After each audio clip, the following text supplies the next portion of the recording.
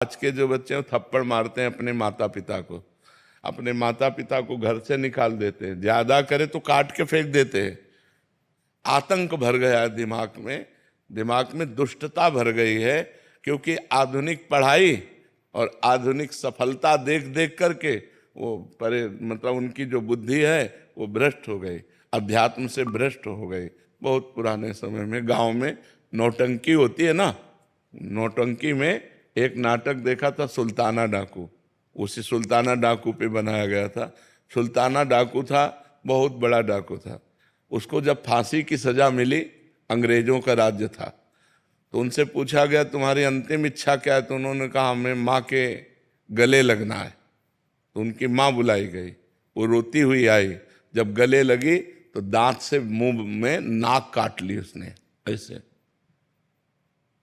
तो पूछा कि क्यों, ऐसा क्यों किया? तो बोले जब मैं कक्षा 1 में था एक कलम चुरा के लाया था, तो माँ ने कहा था शाबाश बच्चा, लिखने के काम में आएगी। तो मैंने समझा अच्छा है, आज मैं सुल्ताना डाकू बना हूं तो इस माँ के कारण बना हूं। अगर ये पहली कलम में हमें थप्पड़ जमा देती तो आज मैं फांसी में न चढ़ता, मैं आज गलत कार्य में न जाता। तो बच्चे की जीवनी बनाने वाले माता पिता ही होते हैं। यदि प्रारंभ से बच्चे को पूजा में बैठालना, सतोगुणी बातें सिखाना, शास्त्र सुनाना, अगर संस्कार सही ना हो तो फिर जवानी में संभालना कठिन होता। जवानी में तो उन्माद अवस्था होती, फिर नहीं संभाला जा सकता। बाल्यावस्था से बच्चे को संभाला जाए तो वो महान बन जाएगा। और संभालना तो गर्भ अवस्था से ही होता है। जब बच्चा गर्भ में हो, ब्रह्मचर्य से रहे, खान पान सही रखे और भगवान की चर्चा सुने तो संस्कार उस पर पड़ते हैं। जब कयाधु प्रहलाद जी की माँ गर्भवती थी, प्रहलाद जी गर्भ में थे, तो देवराजेंद्र बंदी बना कर ले जा रहे थे। तो देवर्षि नारद जी रास्ते में मिले, उन्होंने कहा इनको कहाँ ले जा रहे हो? बोले हिरण्यकश्यप का वीर्य है, ये दैत्य है, महान भयानक होगा, ये जब पैदा होगा तो इसे मार देंगे। तो उनका नहीं, गर्भ हत्या या बालक शिशु की हत्या ये ठीक नहीं, छोड़ो तुम इसे।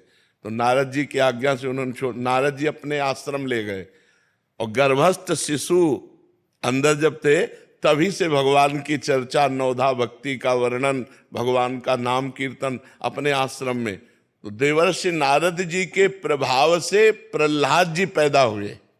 गर्भस्थ शिशु पर प्रभाव पड़ता है, जैसे चक्रव्यूह की रचना गर्भस्थ शिशु अभिमन्यु पर प्रभाव पड़ा। मां 7वें द्वार भेदन में सो गई, तो इसलिए वो 7वां भेदन करना नहीं जाने, नहीं 6 चक्रव्यूह को तोड़ना वो जान गए थे, गर्भ में ही जान गए थे।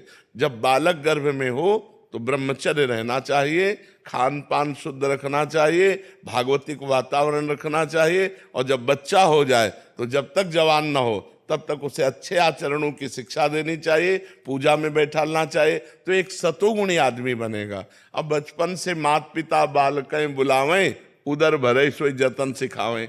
अच्छा, बच्चे देख रहे हैं हमारे माता पिता क्या आचरण कर रहे हैं। अब आप नशा कर रहे हो, आप गंदी बातें कर रहे हो, हंसी मजाक कर रहे हो, गाली दे रहे हो, तो वही संस्कार तुम्हारे बच्चों में पड़ रहे हैं। तो हम स्वयं सुधरें, माता पिता स्वयं सुधरें, ये सावधानी रखें कि बच्चों की दृष्टि में उनकी किसी भी तरह की हरकत ना आने पावे। और वार्ता में अब माता पिता लड़ रहे हैं, गाली दे रहे हैं, बच्चा छोटा सा देख रहा है, वही संस्कार उसके अंदर पड़ रहे हैं। माता पिता गलत आचरणों से युक्त हैं तो बच्चों में वही संस्कार गंदे पड़ रहे हैं। तो बहुत सावधानी पूर्वक गृहस्थी धर्म में यदि चले तो ये बहुत बड़ा धर्म है। अपने बच्चे को एक समाज का सेवा करने वाला बनाए, भगवान का भक्त बनाए, तो जन्म होना बच्चे का ठीक हुआ। नहीं तो देखो ना अब कैसे कैसे बच्चे पैदा हो रहे हैं।